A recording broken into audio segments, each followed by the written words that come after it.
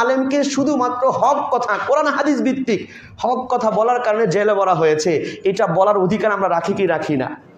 এইটা যদি আমি আত্মপক্ষ, যেহেতু আমি আলেম, আমি খতিব, আমি ওয়াইজ, সেই হিসেবে আত্মপক্ষ সমর্থন করে আমি যদি আপনাদেরকে সতর্ক করতে চাই যে এই জুলুম আগামীতে যারা আসবেন তারা করবেন না, এটা বলতে গেলে হুজুর রাজনৈতিক আলোচনা শুরু করছে।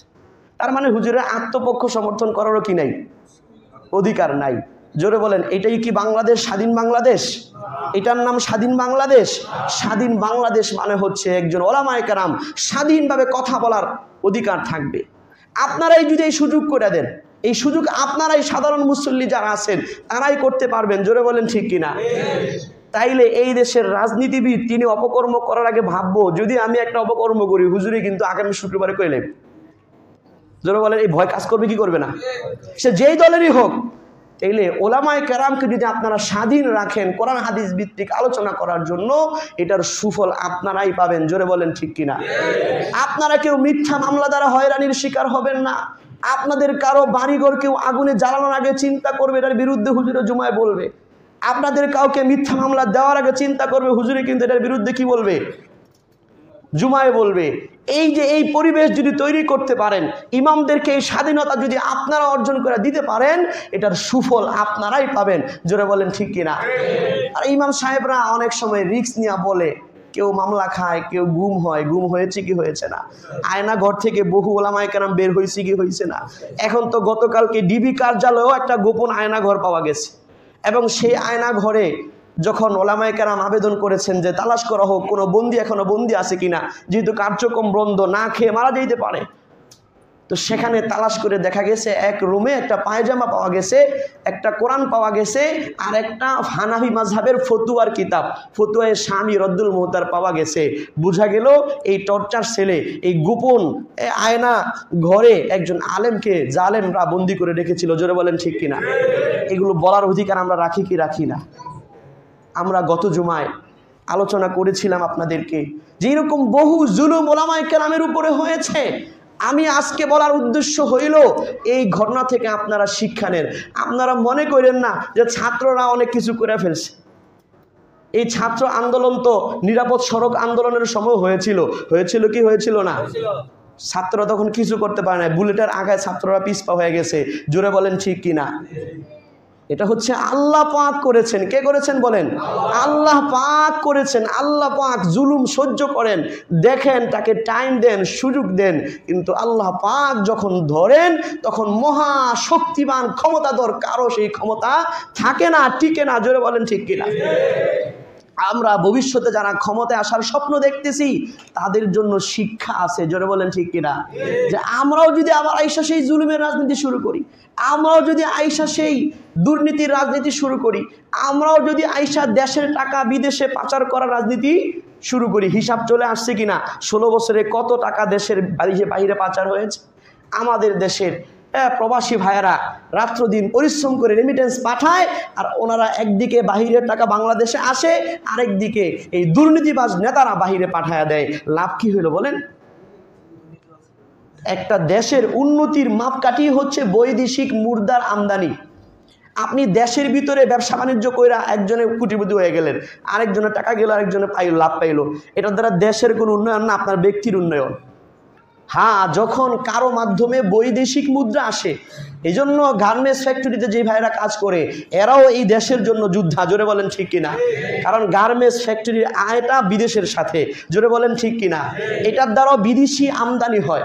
এই যে করোনার সময় বহু দেশ অর্থনৈতিকভাবে তলায় গেছে, গবেষকরা এই কথা বলেছেন যে বাংলাদেশ যে তলায় যায় নাই, এর কারণ হইল গার্মেন্টস সেক্টর এবং প্রবাসী। এর প্রমাণ হইল কি বলেন? গার্মেন্টস সেক্টর এবং প্রবাসী।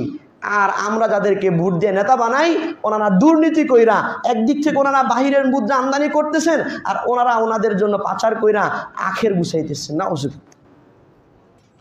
এই সমস্ত দুর্নীতিবাজদের বিরুদ্ধে আমরা যদি সচেতন হই, ইনশাআল্লাহ আমার সোনার বাংলা হবে। জোরে বলেন ঠিক কিনা? কারণ আমরা গত জুমায় আপনাদেরকে একটা আয়াত শুনিয়েছিলাম, সূরা বাকারার 165 নম্বর আয়াত। সেই আয়াতে আল্লাহ তাআলা বলতেছেন, ওয়ালাউ ইয়ারাল্লাযীনা যালামু ইয ইয়ারাউনাল আযাবা আন্নাল কুওয়াতা লিল্লাহি জামিআ।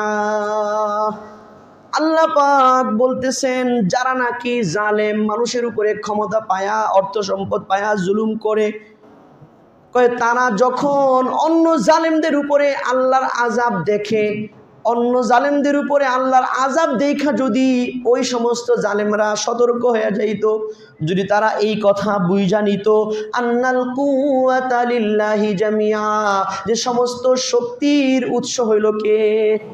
আল্লাহ। এটা যদি বুঝা নিত যে আল্লাহ পারে, এই যে বর্তমান সরকারের যেই পদত্যাগ, এটা বাংলাদেশের মানুষের কাছে একটা অসম্ভাব্য বিষয় ছিল। জোরে বলেন ঠিক কিনা? বিরোধী দলও পারে নাই, কত দল কত চেষ্টা করলো, কত আন্দোলন করলো, শুট করে সব শেষ। জোরে বলেন ঠিক কিনা? কিন্তু এইবার যে পারলো, এটা আল্লাহ করছেন। মিয়া কে করছেন বলেন? আল্লাহ করছেন। আল্লাহ পাক যুগে যুগে যত জালেম ছিল এক সময় জুলুমের অবসান করেছেন, এমন ভাবে করছেন স্বয়ং প্রধানমন্ত্রী নিজেও আশ্চর্য, উনি নিজেও বুঝে নাই যে আজকে দেশ ছাড়তে হবে। মিয়া এখন তো যারা প্রধানমন্ত্রীর সমর্থক দল ছিল তারাও বলা শুরু করতেছে, পত্রিকার রিপোর্টে দেখেছি যে প্রধানমন্ত্রী আমাদের সাথে বিশ্বাসঘাতকতা করেছে।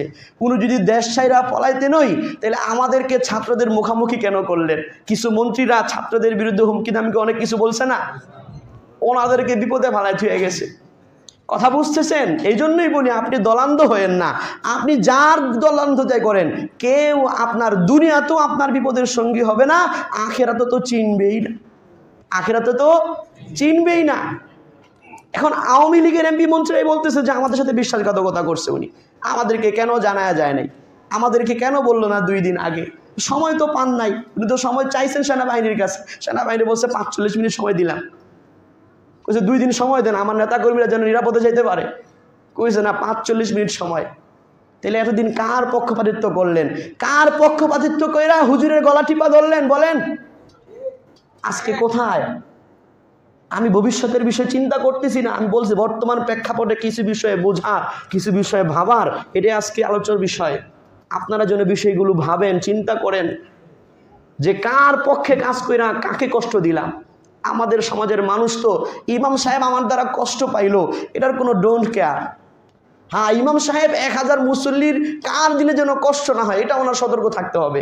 কিন্তু মুসল্লি ইমাম সাহেবকে কষ্ট দিতেছে, এইটার কোনো ডোন্ট কেয়ার, এটা দরকারই নেই। কি এর আবার হুজুরের কাছে মাপ চাইবে? হুজুর আমাকে গোলাম।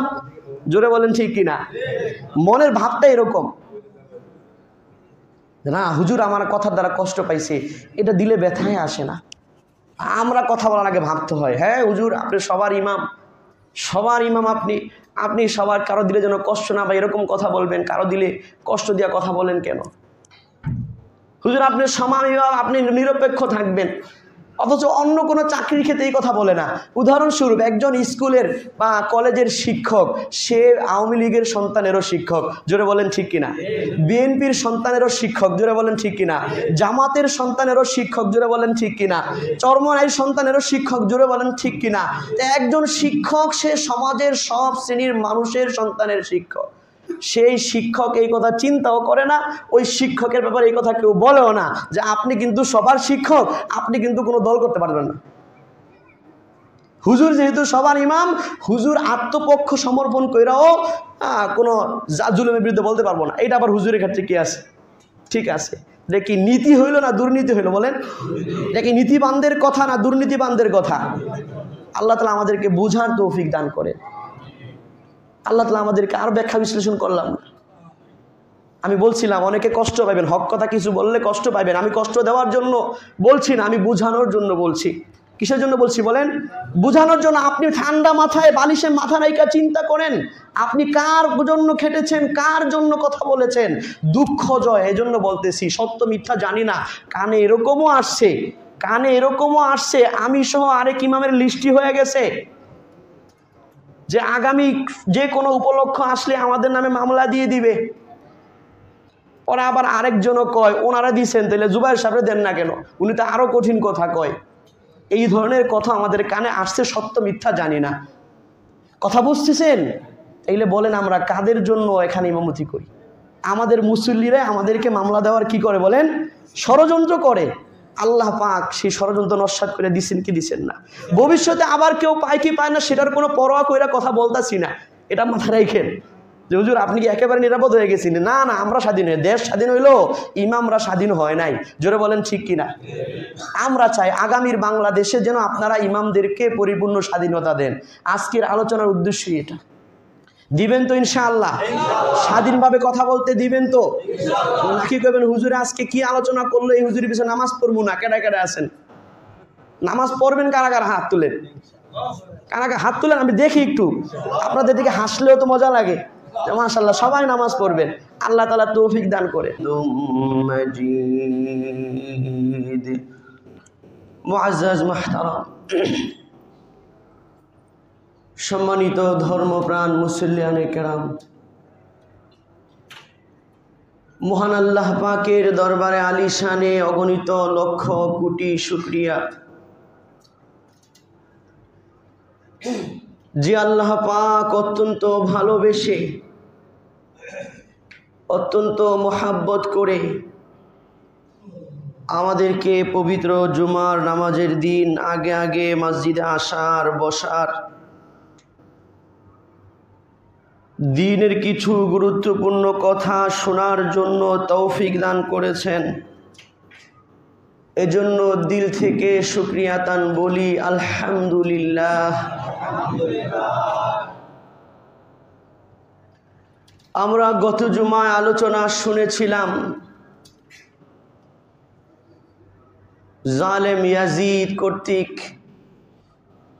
আল্লাহর রসুলের দৌহিত্র হযরতকে হুসাইনকে হত্যা করার ঘটনাকে কেন্দ্র করে যুগে যুগে যখনই যে কেউ জালেমের ভূমিকায় অবতীর্ণ হবে, তখন আমরা মুমিন মুসলমান হিসেবে আমরা সেই জালেমের জুলুমের সমর্থন করব নাকি বিরোধিতা করব? সমর্থন করলে কি হবে, বিরোধিতা করলে কি হবে, এই বিষয়ে কোরআন হাদিসের আলোচনা আমরা গত জুমায় শুনেছি। আজকের জুমার আলোচ্য বিষয় হচ্ছে যুগে যুগে জালেমদের ভয়াবহ পরিণতি এবং বাংলাদেশের বর্তমান প্রেক্ষাপটে কিছু বিষয় ভাবার, কিছু বিষয় বোঝার। বর্তমান বাংলাদেশের প্রেক্ষাপটে আমাদেরই কিছু ভাই মনক্ষুণ্ণ, মনে ব্যথা, কষ্ট, ওনারা মেনে নিতে পারতেছেন না। আবার বহু সংখ্যক বাঙালি মানুষ দল মত নির্বিশেষে উচ্ছ্বাসিত, আনন্দিত এবং নিজেকে স্বাধীন মাত্র তারা হলো এই রকম মনে করতেছে, ভাবে প্রকাশ করতেছে। জোরে বলেন ঠিক কিনা? এই যে দুই ভাগে পুরা বাংলাদেশ বিভক্ত হয়ে গেল, আমরা সবাই ভাই ভাই। সবাই কি বলেন? ভাই ভাই। আমাদের পরিচয় আল্লাহ পাক কোরআনে জানিয়েছেন, ইন্নামাল মুমিনুনা ইখওয়া। জাইনা রাখো, প্রত্যেক ঈমানদার পরস্পর কিন্তু ভাই ভাই। ফাসলিহু বাইনা আখওয়াইকুম, কাজে তোমরা ভাইয়ে ভাইয়ে সুসম্পর্ক স্থাপন করো। ভাইয়ে ভাইয়ে কি করো বলেন? সুসম্পর্ক স্থাপন করো। এটা কার বিধান? আল্লাহর বিধান। দুঃখজনক বাস্তবতা হচ্ছে, গণতন্ত্রের নামে বাংলাদেশে আমরা এমন এক অপসংস্কৃতির রাজনীতি চালু করেছি, এমন এক হিংসাত্মক রাজনীতি চালু করেছি, এমন এক প্রতিহিংসার রাজনীতি চালু করেছি যে এক দল ক্ষমতায় আসলে আরেক দল এলাকায় থাকতে পারে না, আবার সেই দলের ক্ষমতা চলে গেলে আরেক দল এলাকায় থাকতে পারে না। নিঃসন্দেহে এই ধরনের অপসংস্কৃতির রাজনীতি করা হারাম। এই ধরনের অপসংস্কৃতির রাজনীতি করা কি বলেন? হারাম। এই অধিকার কে দিয়েছে যে আমি ক্ষমতায় আছি বিধায় আমার বিরোধী পক্ষকে আমি দূর করে দিব, তার বাড়িঘর জ্বালাও পোড়াও করব, আগুনে জ্বালাবো, হত্যা করব? এই অধিকার ইসলাম কাউকে দেয় নাই, কোনো দলকে দেয় নাই। কোনো রাজনৈতিক দলের এই স্বাধীনতা ইসলামও দেয় নাই, সংবিধানও দেয় নাই। জোরে বলেন ঠিক কিনা?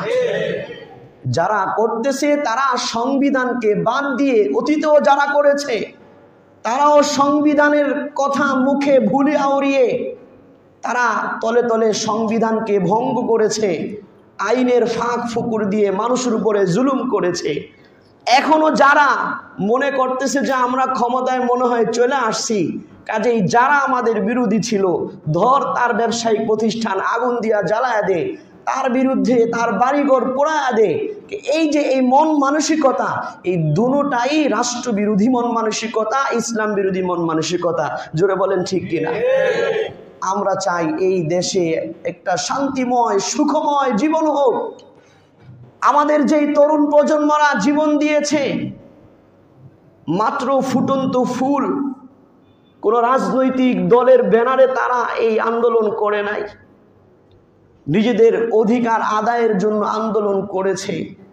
তাদের স্লোগান আপনারা শুনেছেন, তাদের স্লোগান হলো আমরা বাংলাদেশকে নতুনভাবে সাজাতে চাই। জোরে বলেন ঠিক কিনা? এই যে নতুনভাবে সাজানোর ব্যাখ্যা আমি এটাই বুঝি যে প্রতিহিংসার রাজনীতি সমাজ থেকে দূর হোক, হত্যা মামলা, গুম, মিথ্যা মামলার রাজনীতি সমাজ থেকে দূর হোক। আমরা সবাই চাই কি চাই না? সবার চাওয়া, যে যেই দলের মানুষ হন। আমি আগেই বলেছি আপনারা আমার ভাই, যারা আওয়ামী লীগ করেন তারাও আমার ভাই, যারা বিএনপি করেন তারাও আমার ভাই, আপনারা সকলে আমার মুসল্লি। আপনাদের কারো দিলে ব্যথা দেওয়ার উদ্দেশ্যে কোনো কথা বলি না, ওয়াল্লাহি আল্লাহর কসম। হ্যাঁ, অনেক সময় হক কথা অনেকের সহ্য হয় না, উনি মনে কষ্ট পায়া যান। হক কথা অনেকের সহ্য হয় না, উনি ব্যথা পায়া যান।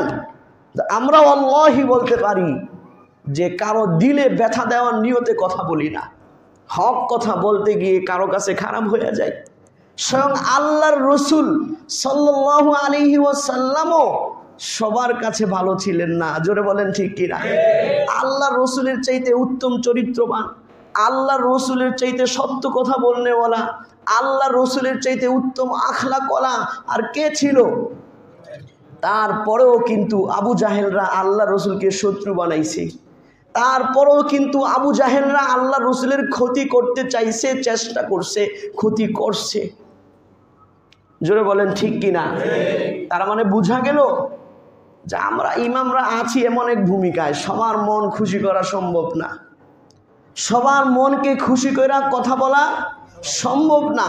হ্যাঁ, আপনারা সবাই যদি নিজের মনটাকে কোরআন হাদিস অনুযায়ী বানায় ফেলেন তাহলে সবাই খুশি থাকবেন। যে না, হুজুর তো নিজের পকেট থেকে একটা কথাও বলে নাই, যা বলছে কোরআন হাদিস থেকে বলছে। আচ্ছা আপনারা বলেন, গত জুমায় যা আলোচনা করছি কোরআন হাদিসের বাহিরে কোনো কথা হয়েছে?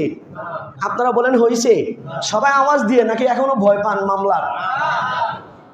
আওয়াজ দিতে হবে। তারপরও কিছু মানুষের মাঝে গুঞ্জন হয়েছে, হুজুরের শেখ হাসিনারে খোঁচা মারছে, এই কথা আমার কানে আসছে। কারা করছে আমি বলতেও চাই না, জানতেও চাই না। ওনারাও আমার ভাই, আমিও ওনাদের সম্মানের পাত্র। ইমাম সাহেব ওনারা মারা গেলে ওনাদের জানাজা নসিবে থাকলে আমারই পড়তে হবে। এদের সবাইকে মহাব্বত, আমিও দেখলে ওনাদেরকে হাসি মুখে সালাম দিই, ওনারাও দেখলে আমাকে আগে সালাম দেওয়ার চেষ্টা করে। এটা বাস্তব কথা। পিছনে যাই করেন সবাই কিন্তু দেখলে আগে ইমাম সাহেবকে আসসালামু আলাইকুম, হুজুর কেমন আছেন, ভালো আছেন। তাইলে আমরা তো ভাই ভাই, মন খারাপের কিছু নাই।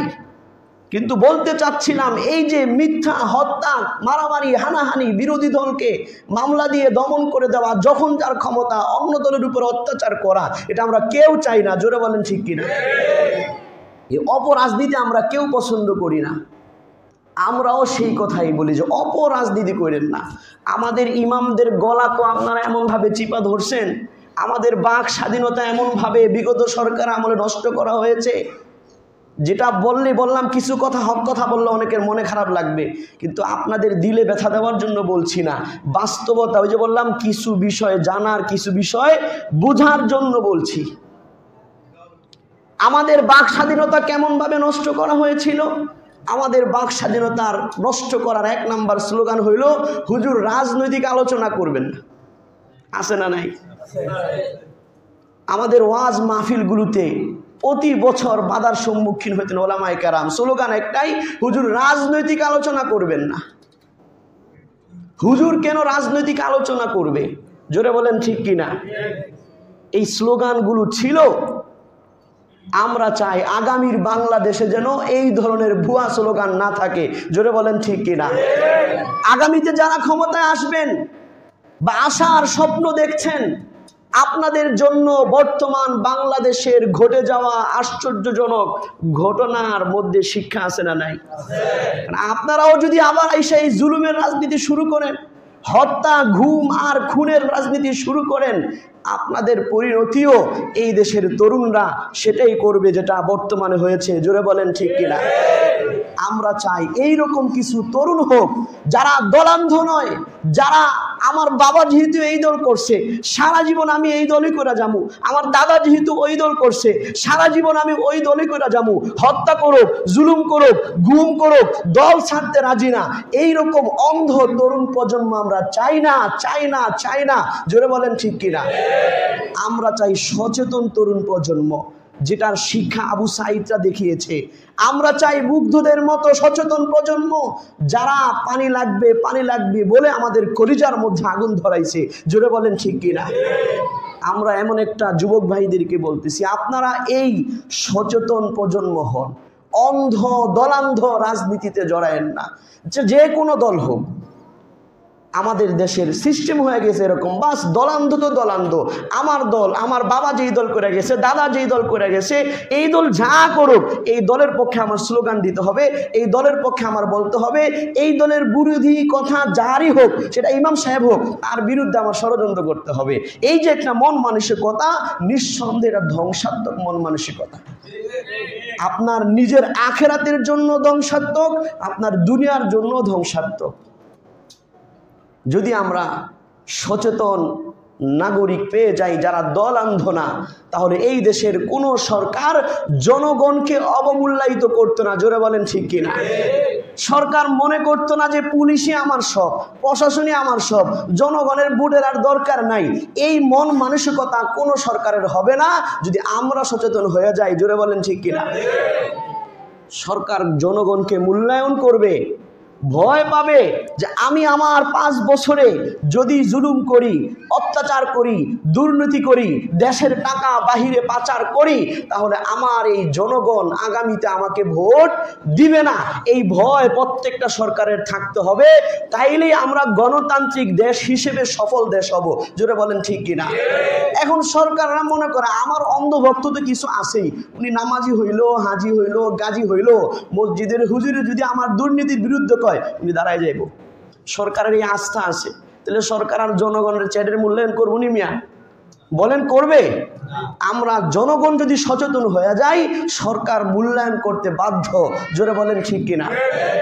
আমাদের মন মানসিকতা হইতে হবে আমরা জুলুমের পক্ষে না, আমরা ন্যায়ের পক্ষে, আমরা হত্যার পক্ষে না, আমরা ক্ষমার পক্ষে, আমরা দুর্নীতির পক্ষে না, আমরা সুনীতির পক্ষে, ইনসাফের পক্ষে, আমরা দুঃশাসন আর দুর্বিচারের পক্ষে না, ইনসাফ ভিত্তিক বিচার ব্যবস্থার পক্ষে। জোরে বলেন ঠিক কিনা? আজকে আমাদেরকে রাজনীতিক আলোচনা করবেন না বইলা আমাদের গলা চিপা ধরা হয়। এই যে রাজনীতির আলোচনা করবেন না, এই স্লোগানের যদি সঠিক ব্যাখ্যা, যথার্থ ব্যাখ্যা যদি হয়, তাহলে এটা ব্যাখ্যা এতটুকু হবে যে হুজুর আপনি যেহেতু সব দলের মানুষের ইমাম, আওয়ামী লীগেরও ইমাম, বিএনপিরও ইমাম, জামাতেরও ইমাম, চরমনারও ইমাম, যত দল আছে সব দলেরই ইমাম আপনি, তাহলে আপনি এই মিম্বরে বৈশা অন্তত কোনো দলের প্রচারণা করেন না। আপনি এই মিম্বরে বৈশা কোনো দলের পক্ষে কি চায়েন না? ভোট চায়েন না। এটা হচ্ছে রাজনীতিক আলোচনা করবেন না সঠিক ব্যাখ্যা। এতটুকুর উপরে আমরা ওলামায়ে কেরাম সব সময় আছি, কেউ বলতে পারবে না যে কোনো ওলামায়ে কেরাম এখানে বৈশা কারো বিশেষ কোনো মার্কার পক্ষে ভোট চাইছে বলেন? হ্যাঁ, ওলামায়ে কেরাম সব সময় বলবে, এটা দায়িত্ব যে কি ধরনের নেতাকে আপনি ভোট দিবেন, এটা তো দায়িত্ব ওলামায়ে কেরামের। আপনাদের বহু মানুষও আছেন, আমাদেরকে এসে জিজ্ঞেস করেন হুজুর এখন বর্তমান সময়ে কারে ভোট দিতাম হুজুর? যারা দলান্ধ না তারা আমাদের কাছে আসে মিয়া, বাস্তবে আসে। যারা দলান্ধ না তারা কি করে আসে? হুজুর বর্তমান প্রেক্ষাপটে শরীয়ত অনুযায়ী কারে ভোট দিলে বেশি ভালো হইব? তখনও আমরা নাম বলি না, আমি বলে দিই যে আপনাদের বিবেক আছে, এই গুণ যার ভিতরে আছে, যার ব্যাপারে আপনার এই বিষয়ের আস্থা আছে, তারে ভোট দিবেন। কথা বুঝতেছেন? কিন্তু এর বাহিরে ইমাম সাহেব চোরের বিরুদ্ধে আলোচনা করলে কোনো সমস্যা নাই, সেই চোর যদি কোনো এমপি হয় হুজুর রাজনীতিক আলোচনা করেন না। ইমাম সাহেব ডাকাতের বিরুদ্ধে আলোচনা করলে কোনো সমস্যা নাই, সেই ডাকাত যদি কোনো দলীয় ক্যাডাররা হয় তাইলে হুজুর রাজনীতি আলোচনা করেন না। ইমাম সাহেব যদি দুর্নীতির বিরুদ্ধে করে কোনো সমস্যা নাই, সেই দুর্নীতিবাদকে যদি দেখা দেওয়া হয় কোনো রাজনৈতিক দলের নেতাকে, হুজুর রাজনীতি আলোচনা করেন না। এইগুলা বইলা আপনারা সমাজে দুর্নীতির ব্যবস্থা করতেছেন, চুরির ব্যবস্থা করতেছেন, ডাকাতির ব্যবস্থা করতেছেন। জোরে বলেন ঠিক কিনা? যদি ইমাম সাহেব কোরআন হাদিসের আলোকে ডাকাতের বিরুদ্ধে বলার স্বাধীনতা থাকে, তাহলে সেই ডাকাত রাজনীতিবিদ হইলেও ইমাম সাহেবের স্বাধীনতা থাকবে। জোরে বলেন ঠিক কিনা? আমরা চাই আগামীতে যারা ক্ষমতায় আসবেন তারা ইমাম সাহেবের এই স্বাধীনতাকে নষ্ট করবেন না। রাজি আছি ইনশাআল্লাহ? আপনারা যদি সচেতন থাকেন, কারা বলেন? আপনারা যদি সাধারণ মুসল্লি যারা দলান্ধ না, তারা যদি সচেতন থাকেন, কোন দল ইমাম সাহেবের বাক স্বাধীনতাকে নষ্ট করার সাহস পাবে না। জোরে বলেন ঠিক কিনা? এই আবু সাঈদদের মতো যদি সাহস দেখাইতে পারেন, সমস্ত বাতিল এবং অপশক্তি আপনাদের ভয়ে কাঁপবে। জোরে বলেন ঠিক কিনা? আমরা চাই এরকম একটা বাংলাদেশ, আমরা চাই জবাবদিহিতার বাংলাদেশ। 5 বছর শাসন করে উনি চলে যাবে, জবাবদিহিতার কোনো প্রশ্ন থাকবে না। এই রকম শোষণের বাংলাদেশ আমরা চাই না। জোরে বলেন ঠিক কিনা? ইমাম সাহেবদেরকে বলা, হুজুর রাজনীতি আলোচনা করে গেলে সবার ইমামতির চাকরির সময়ও হুজুর রাজনীতি, আপনি কোনো দল করতে পারতেন না। হুজুর কি মানুষ না? হুজুর কি বাংলাদেশের নাগরিক না? আরে কথা বলেন, নাগরিক কি না? হুজুর বাংলাদেশের নাগরিক কি না? একজন নাগরিক হিসেবে হুজুরের ভোট দেওয়ার ক্ষমতা আছে না নাই? তাহলে আপনি এই ভোট দেওয়ার ক্ষমতা হরণ করার কি? আপনি কোন সংবিধানের আলোকে ইমাম সাহেবকে জিজ্ঞেস করেন হুজুর আপনি রাজনীতি করতে পারবেন না? দুঃখজনক হলে বলতে হয়, আমরা আমাদের সমাজে ইমাম সাহেবদের বাক স্বাধীনতাকে এমনভাবে নষ্ট করেছি। আমার এক রিলেটিভ আত্মীয় এক মসজিদে 27 বছরের ইমাম। কত বছরে বলেন? 27 বছরের এক এলাকার মসজিদের ইমাম। তার মানে লোকটা ভালো। কথা বুঝতেছেন? 27 বছর যিনি এক এলাকায় থাকছে, তার উপরে সবাই আস্থা না থাকলে কি থাকে? এখন বৃদ্ধ হয়ে গেছে, রিটায়ার করছেন, মানে এখন সেজদা দিতে কষ্ট হয়, গলা বন্ধ হয়ে যায় ইত্যাদি কারণে, কিন্তু বিদায় করার প্রয়োজন পড়ে নাই। তাহলে এই লোকটা পর্যন্ত আমি জিজ্ঞেস করলাম আপনি কারে ভোট দেন? কয় 27 বছরে একবারও ভোট কেন্দ্রে যাই নাই, ভোট দেই নাই। কয় কারণ কি? আপনি দেশের নাগরিক, ভোট দেন নাই কেন? ভোট কেন্দ্রে যদি যাই, যেহেতু আমি এলাকার আইডি কার্ড করছি, এলাকার ভোট কেন্দ্রে যাইতে হবে, তাহলে আওয়ামী লীগ মনে করবো হুজুরে বিএনপিরে ভোট দিছে, বিএনপির যে কমিটির সদস্য আছে হ্যাঁ মনে করবো হুজুরে আওয়ামী লীগরে ভোট দিছে, বা অন্য কোনো দলের কমিটি থাকলে হ্যাঁ মনে করবো হুজুরে মনে আমাকে বিরোধীরে ভোট দিছে। মাঝখান দিয়ে আমি ফাটা বাসের চিবাই পড়া সবার শত্রু হয়ে যাও। এই লেগা ভোট কেন্দ্রেই যায় না, কেউ ভোট দিতে দেখেও না। আচ্ছা বলেন, এটা একজন ইমামের মনের ব্যথার কথা কি? ব্যথার কথা না? কারণ আমরা সমাজবাসীরা ইমামের ভোট দেওয়ার স্বাধীনতাকে নষ্ট করছি। আর আমার কথা তো বলবেন, যখন থেকে ভোটার হয়েছি তখন থেকে তো ভোট কেন্দ্রে যাওয়ারই সাহস পাইনি মিয়া। বাস্তব কথা। তো কোনো দল কর্ম বা দলের ভোট দিব, কোনো দলের পক্ষে এখানে কথা বলি, যারা এগুলা প্রচার করতেছেন বা করেন, আল্লাহর কাছে জবাব দিতে হবে। যদি মিথ্যা বলেন, নিজের স্বার্থ উদ্দেশ্যে মিথ্যা বলেন, আগুনের কেচি দিয়ে আল্লাহ পাক এই ঠোঁটগুলাকে কাটবে। জোরে বলেন ঠিক কিনা? আমিও যদি মিথ্যা বলি, অন্যায় বলি, আমার ঠোঁটকে কি করবে? আল্লাহ তাআলা আগুনের কেচি দিয়ে কাটবে। আপনারা ইমাম সাহেবদেরকে শত্রু বানান কেন? ইমাম সাহেবদেরকে নিরীহ পায়া বাহিরে সবাই স্লোগান দিচ্ছে, হই হই রই রই খুনি উমুক গেল কই। আমি বলি নাই, কিন্তু যেহেতু আমাদের বলার স্বাধীনতা না, আমি নাই বললাম। বাহিরে এই স্লোগান হইতেছে কি হইতেছে না? আরে বলেন হইতেছে কি হইতেছে না? ওই জায়গায় টু শব্দ করার ক্ষমতা নাই। যত জোর ইমাম সাহেবের পিছনে। হুজুর কেন বললো? অথচ হুজুরের ওস্তাদ খুন হয়েছে। হুজুর কেন বললো? হুজুরের ছাত্র খুন হয়েছে। হুজুর কেন বললো? হুজুরের আত্মীয় খুন হয়েছে।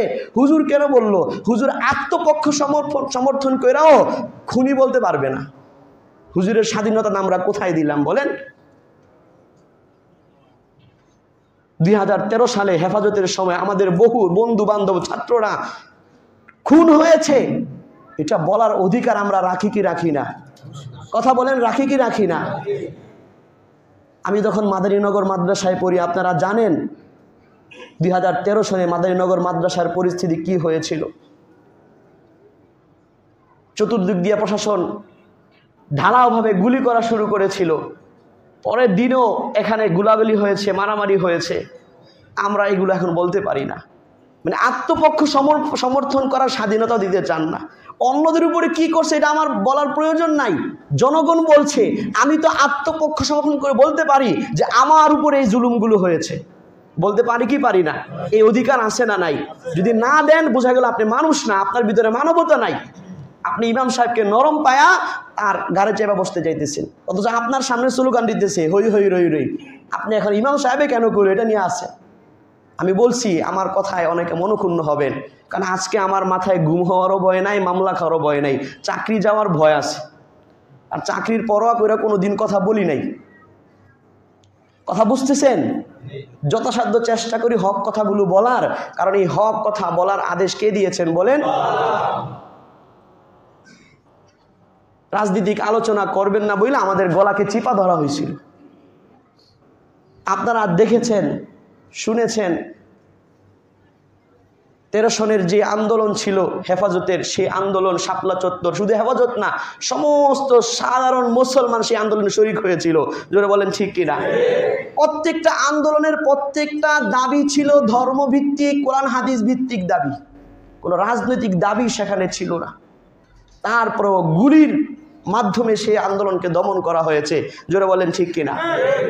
এরপরে যখন মূর্তি বিরোধী আন্দোলন আসলো, ওলামায়ে কেরাম বললেন যে না, একটি মূর্তি পূজক যারা যেই দেশ, সেই দেশের মোড়ে মোড়ে মাথায় মাথায় মূর্তি থাকে। বাংলাদেশ সংখ্যাগরিষ্ঠ মুসলিম প্রধান দেশ, রাষ্ট্রধর্ম ইসলাম, এই দেশের মোড়ে মোড়ে মূর্তি থাকতে পারে না। বঙ্গবন্ধু আমাদের সবার সম্মানের। জোরে বলেন ঠিক কিনা? যেহেতু এই দেশের স্বাধীনতা যুদ্ধে তার অবদান অনস্বীকার্য, তার সেই ভাষণ, এবারের সংগ্রাম মুক্তির সংগ্রাম, এবারের সংগ্রাম স্বাধীনতার সংগ্রাম, এই ভাষণের কারণে লক্ষ লাখ বাঙালি যুদ্ধে ঝাঁপায়া পড়ছে। জোরে বলেন ঠিক কিনা? উনি হয়তো গ্রেপ্তার হয়ে গেছেন, কিন্তু তার এই ভাষণ আগুনের মতো কাজ করেছে বাঙালি জাতির দিলে। জোরে বলেন ঠিক কিনা? এই হিসেবে তিনি সম্মানের পাত্র ছিলেন। ওলামায়ে কেরাম মোহাব্বত করে বলছেন এবং দেখাইছেন। তৎকালীন ভিডিওগুলো প্রকাশ করা হয়েছিল যে পৃথিবীর বিভিন্ন দেশে দেখেন ক্ষমতা চেঞ্জ হইলে এই মূর্তির অসম্মানী হয়, কাজে মূর্তি স্থাপন করে ওনার সম্মান বাড়াইতে পারবেন না, শুধু শুধু অনইসলামিক কাজকর্ম করেন না। তারপরও ওই সময় বহু ওলামায়ে কেরামকে গুলি করে হত্যা করা হয়েছে। বহু শত শত ওলামায়ে কেরামকে, সেই ঘটনাকে কেন্দ্র করে অনেক ওলামায়ে কেরামের চাকরি গেছে। আমিও এখানে আলোচনা করেছিলাম, আপনারা ভালো মানুষ বিদে আমার চাকরিটা যায় নাই।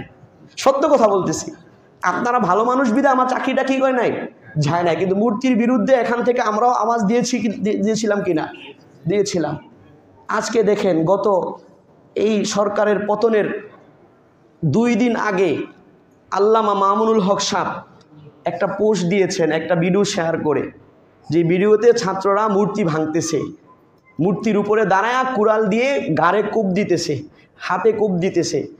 সেটাকে শেয়ার করে মামুনুল হক সাহেব লিখেছিলেন, সেটা এখন ওনার আইডিতে আছে, আপনারা গেলে চেক করতে পারবেন। কথাটা এরকম বলছেন যে আমরা ওলামায়ে কেরাম বুঝিয়েছিলাম যে একজন মানুষকে, মৃত মানুষকে মূর্তি বানায় তাকে দুনিয়া আখিরাতে সম্মানিত করা যায় না, তার সম্মান নষ্ট করবেন না। আজকে তার পরিণতি দেখেন, অথচ এই মূর্তির বিরুদ্ধে বলার কারণে আমাকে কত অপদস্থ করা হয়েছে। এটা উনি লিখছেন। মিথ্যা মামলা দিয়ে ওনাকে জেলে ভরা হয়েছে। এটা মিথ্যা মামলা ছিল, মনে রাখবেন। নারী কেলেঙ্কারির যে মামলা, এটা মিথ্যা মামলা ছিল, সবগুলো মিথ্যা মামলা ছিল। যদি মিথ্যা মামলাই না হতো, 3 বছরে অপরাধী প্রমাণ করতে পারে নাই। এই যে 3 বছর একটা মামলার ফায়সালা করতে 3 বছর কাটায় দেওয়া, এটাও জুলুম। ইসলামী ব্যবস্থা থাকলে, ন্যায় ইনসাফের শাসন থাকলে, শাসক এবং যিনি জজ হবেন তিনি বলবেন যে এত মাসের মধ্যে তদন্ত করে রায় দিয়ে দেওয়া হবে যে উনি আসামি নাকি নিরপরাধ। 3 বছরে কোনো ফায়সালা করতে পারে নাই, এখন জামিনে বের হয়েছে। কথা বুঝতেছেন? তার মানে ধর্ষক প্রমাণিত হয় নাই, হইলে তো শাস্তি হইতো, হইলে তো কি হইতো বলেন? উনি তো সাজাপ্রাপ্ত না, কিন্তু আসামি হিসেবে গ্রেফতার, কিন্তু গ্রেফতার করে 3 বছরের সাজা দিয়া লাইছে। কিন্তু অপরাধী সাজাপ্রাপ্ত আসামি উনি এখনো হন না, এখন জামিন পেয়ে তিনি আছেন, সসম্মানে আছেন। এটা জুলুম ছিল কি ছিল না? এইরকম হাজারো আলেমকে শুধুমাত্র হক কথা, কোরআন হাদিস ভিত্তিক হক কথা বলার কারণে জেলে ভরা হয়েছে। এটা বলার অধিকার আমরা রাখি কি রাখি না? এইটা যদি আমি আত্মপক্ষ, যেহেতু আমি আলেম, আমি খতিব, আমি ওয়াইজ, সেই হিসেবে আত্মপক্ষ সমর্থন করে আমি যদি আপনাদেরকে সতর্ক করতে চাই যে এই জুলুম আগামীতে যারা আসবেন তারা করবেন না, এটা বলতে গেলে হুজুর রাজনীতি আসলেও তো মজা লাগে।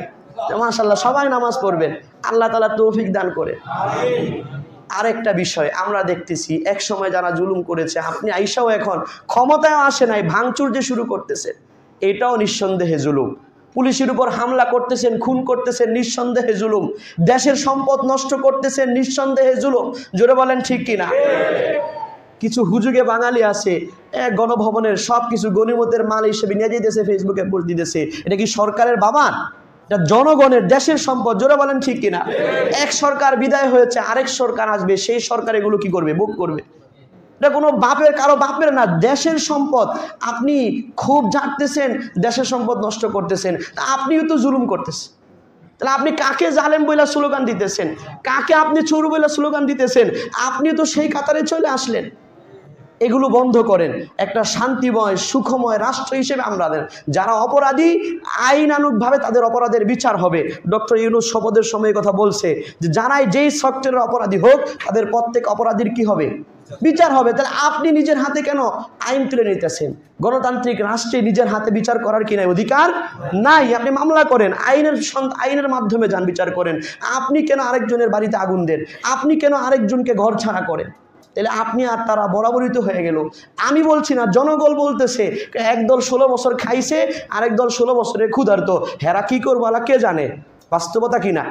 এ কিন্তু আমার কথা না, আমি কিন্তু সাংবাদিক হিসেবে কথাগুলো বলছি। জনগণ বলতেছে। এই জন্য যারা আগামীতে ক্ষমতায় আসার স্বপ্ন দেখছেন, আপনাদের জন্যই ভানি যে আপনারাও যদি সেই পথে আছেন, তাদের গতিও চাই হবে যেটা বর্তমানে হয়েছে। আল্লাহ পাক অহংকারকে পছন্দ করেন না, জোর খাটানোকে পছন্দ করেন না।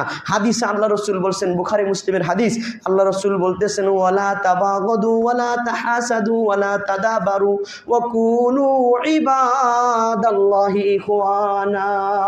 আল্লাহ রসুল বলতেছেন, ও আমার উম্মতেরা, লা তাবাগাদু, তোমরা একে অপরের সাথে বিদ্বেষমূলক আচরণ করো না, এমন কাজ করো না যেটার দ্বারা একে অপরের সাথে শত্রুতা তৈরি হয়, বিদ্বেষ তৈরি হয়। এইরকম কাজ করো না। ওয়ালা তাহাসাদু, পরস্পরে প্রতিহিংসা করো না, হিংসার কোনো নিয়ম চালু করো না। ওয়ালা তাদাবারু, একজন আরেকজনের পিছনে পড়ো না, অথবা একজন আরেকজনকে অবমূল্যায়ন করো না। ওয়ালাকিন কুনু ইবাদাল্লাহি ইখওয়ানা, বরঞ্চ তোমরা সমস্ত মুসলমানরা মুসলিম ভাই ভাই হয়ে যাও। কার কথা? আল্লাহ রসুল বলছেন। কোরআনে আল্লাহ বলছেন, ইন্নামাল মুমিনুনা ইখওয়া, যে মুমিনরা ভাই ভাই, ফাসলিহু বাইনা ইখওয়াইকুম, তোমাদের ভাইদের মাঝে কি করো? সুসম্পর্ক করো। আমরা এরকম সুসম্পর্কের রাজনীতি চাই। বৈধভাবে যদি ভোট হয়, বৈধভাবে রাজনীতি হয়, যে যেই দল সাপোর্ট করছে তারা ক্ষমতায় গেলে তারাও এলাকায় হাসিমুখ থাকবে, শুধু ক্ষমতা হাত ছাড়া হবে। আবার অন্য দল ক্ষমতা আসলে তারাও এলাকায় থাকবে, ক্ষমতা হাত ছাড়া হবে। এই জায়গায় মারামারি হানাহিনি করার কথা তো গণতন্ত্রের কোথাও নাই, আছে বলে? তাহলে আমরা এই অপসংস্কৃতির প্রতিহিংসার রাজনীতি কেন চালু করলাম বলে? আমরা চাই সমাজ থেকে প্রতিহিংসার রাজনীতি বন্ধ হোক। রাজি আছি ইনশাআল্লাহ। এখন যেহেতু দেশে আইন শৃঙ্খলা বাহিনীর ওইরকম তৎপরতা নাই, জায়গায় জায়গায় ডাকাতি হচ্ছে, রাহাজানি হচ্ছে, ছিনতাই হচ্ছে, এই ব্যাপারে আপনারা সচেতন থাকতে হবে। রাজি আছি ইনশাআল্লাহ। আমরা যদি সচেতন থাকি, যারা তরুণ প্রজন্ম আছেন, দরকার হয় কমিটি করে আপনারা পাহারা দেন। গতকালকেও হাউজিংয়ে মাইক দ্বারা এলান হয়েছে যে এলাকায় ডাকাত ঢুকছে, সারুলিয়াতে এলান হয়েছে যে এলাকায় ডাকাত ঢুকছে, আপনাদের এলাকায়ও আসতে পারে। আরে কি পারে না? যেহেতু আইন শৃঙ্খলা বাহিনীর তৎপরতা নাই এখন এরকম। আপনারা দেখেন, পুলিশ ভাইয়েরা যাদের আদেশে নির্বিচারে গুলি করছে, মানুষকে খুন করছে, এই যে যেদিন পদত্যাগ করছে ওই দিন যাত্রাবাড়ির একটা ভিডিও আপনারা দেখেন, যে কিভাবে সবচেয়ে ভয়ঙ্কর এবং সবচেয়ে বেদনাদায়ক ভাবে তাজা মানুষগুলো গুলি করে পুলিশগুলো মারছে। এরপরে জনগণ খেয়ে পেয়ে গিয়ে কী করছে? আগুন দিচ্ছে থানায়। কিন্তু তার আগের যে ভিডিওটা আপনারা দেখলে, আপনার যদি ইনসাফগার হন, আপনার কলিজা কাঁপা উঠবে যে একজন মুসলমান হয়ে আরেক মুসলমান কিভাবে মারে। অনেকে তো বলছে এগুলো ইন্ডিয়ান র, এবং যমুনা টিভির রিপোর্ট অনুযায়ী প্রায় 80,000 কর্মী আছে পুলিশ বাহিনীতে ইন্ডিয়া। আমার কথা না, কিন্তু আমি বললাম সাংবাদিকের ভূমিকায় আছি। যমুনা টিভির রিপোর্ট, প্রায় কত হাজার? 80,000 ইন্ডিয়ান কর্মী আছে। কোথায়? আমরা বিশ্বাস বাঙালি কোনো মুসলমান এই গুলিগুলা করে নাই, এই ইন্ডিয়ানদেরকে আনা হয়েছে গুলি করার জন্য। চিন্তা করেন, এখন পুলিশ বাহিনীরা নিজেরা নিজের জানের ভয়ে আছে। এখন তারা 9 দফা দাবি দিছে। এরা এখন দাবি করতেছে যে আমাদের বস যারা আসিল এরা আমাদেরকে গুলি করার হুকুম দিছে, এই জন্য আমরা গুলি করছি, হ্যাগো বিচার চাই, আমাকে যেন কোনো কিনা হয়। এরকম সাংবাদিক সম্মেলন করছে কি করে নাই? তাইলে দেখেন অপরাধের দায়ভার কেউ নিতে চাইতেছে না। তাহলে আপনি কেন আপনার দায়ভার নেন? আপনি কেন হুজুরকে আপনার প্রতিপক্ষ বানান? আপনি কেন ইমাম সাহেবের সাথে দুর্ব্যবহার করেন? ইমাম সাহেবের গলা চিপা ধরতে চান যে হক কথা বলতে দিবেন না? আপনার কি এতটুকু বুঝ নাই, জ্ঞান নাই যে আমি কাকে খুশি করার জন্য কাকে নারাজ করছি, কিসের আশায় কি করছি? আগামীতে যারা ক্ষমতা আসার স্বপ্ন দেখতেছেন আপনাদের জন্য শিক্ষা আছে এখানে। আল্লাহ কোরআনে আয়াতে ওইটাই বলছেন যে জালেমরা যদি নাকি অন্য জালেমদেরকে যখন আল্লাহ আযাব দেন এটা দেখতো, এখান থেকে বুঝতো যে শক্তির মালিক কে? আল্লাহ। কেউ ক্ষমতার আল্লাহ চাইলে নমরুদ সারা পৃথিবীর বাদশা ছিল, মনে করছিল যে এরে দমন করার মতো কেউ নাই। আল্লাহ পাক ল্যাংড়া মশা দিয়া, কি দিয়া বলেন? ল্যাংড়া মশা দিয়া ধ্বংস করে দিচ্ছে। আল্লাহ পাক তার অহংকারকে মিটাইছেন যে তুমি যত বড় অহংকারী, আমি আল্লাহ তোমার অধপতনের জন্য ল্যাংড়া মশা দিয়ে কি যথেষ্ট। আপনি বর্তমান প্রেক্ষাপট দেখেন, মুক্তিযুদ্ধের চেতনা এবং মুক্তিযুদ্ধ যেটা এই বিগত সরকারের রাজনৈতিক বড় স্লোগান ছিল, এবং রাজনীতিভাবে তারা বাংলাদেশের মানুষের মনে তাদের অবস্থান গাড়ার জন্য এটা একটা পলিসি ছিল যে মুক্তিযোদ্ধা তারা মুক্তিযুদ্ধের পক্ষের শক্তি। জোরে বলেন ঠিক কিনা? আজকে সেই বিষয়ের কাজ করতে গিয়ে ওনার অধপতন হয়ে গেল। মুক্তিযুদ্ধের কোঠা দিতে গিয়া ছাত্ররা দাবি করলেন সহজে নামাই না, ফায়ারিং কইরা মুগ্ধ এবং আবু সাইদদেরকে শহীদ কইরা তাদের আরো দুঃসাহস বাড়াই দিছে। মসজিদও পড়ছি আরো মর্মু দেহি কত মারতে পারে। কথা বুঝতেছেন? তাইলে যেটা তাদের রাজনীতির মাধ্যমে টিকে থাকার মাধ্যম ছিল, আল্লাহ পাক ওইটার মাধ্যমে অধপতন ঘটাইছেন। জোরে বলেন ঠিক কিনা? তাহলে অন্যদের জন্য শিক্ষা আছে না এর মধ্যে? যারা আগামীতে ক্ষমতায় আসবেন, আমি এখানে কোনো দলের পক্ষে কথা বলার জন্য আসি নাই, ন্যায়ের পক্ষে কথা বলতেছি। ন্যায়ের বিপক্ষে যারা যাবে তারা মনে করবে যে হুজুর একটা পক্ষ অবলম্বন করছে, আর যারা ন্যায়ের পক্ষে থাকবে তারা মনে করবে যে হুজুর আমাদের পক্ষে কথা বলতেছে। জোরে বলেন ঠিক কিনা? আল্লাহ তাআলা আমাদের সকলকে এই কথাগুলো বুঝার মানার তৌফিক দান করেন। আরও একটা দাবি হচ্ছে, রাজনৈতিকভাবে ষড়যন্ত্র হিসেবে কিছু দুষ্কৃতিকারীরা আমাদের যারা সংখ্যালঘু হিন্দু ভাইয়েরা, অন্য ভিন্নধর্মী ভাইয়েরা আছে, এদের বিভিন্ন বাড়িতে উপাসনার হামলা করতেছে। রাজনৈতিকভাবে যে কোনো একটা কিছু করার জন্য আমরা এদিকগুলোও পাহারা দিব। রাজি আছি ইনশাআল্লাহ।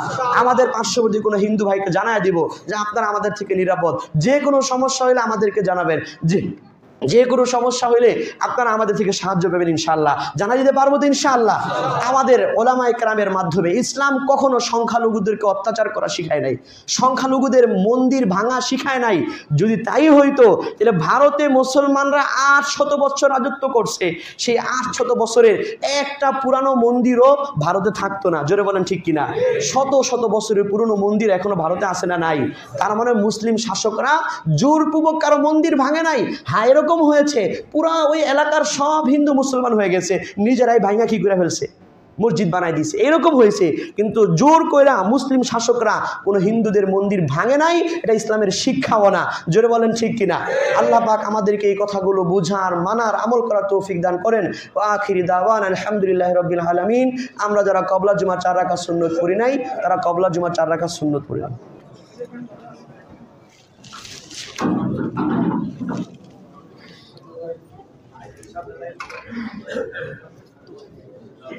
জোরে বলেন ঠিক কিনা? আল্লাহ পাক আমাদেরকে এই কথাগুলো বুঝার, মানার, আমল করার তৌফিক দান করেন। ওয়া আখিরি দাওয়ানা আলহামদুলিল্লাহ। আমরা যারা কবলা জুমা 4 রাকাত সুন্নত পড়ি নাই, তারা কবলা জুমা 4 রাকাত সুন্নত পড়লাম।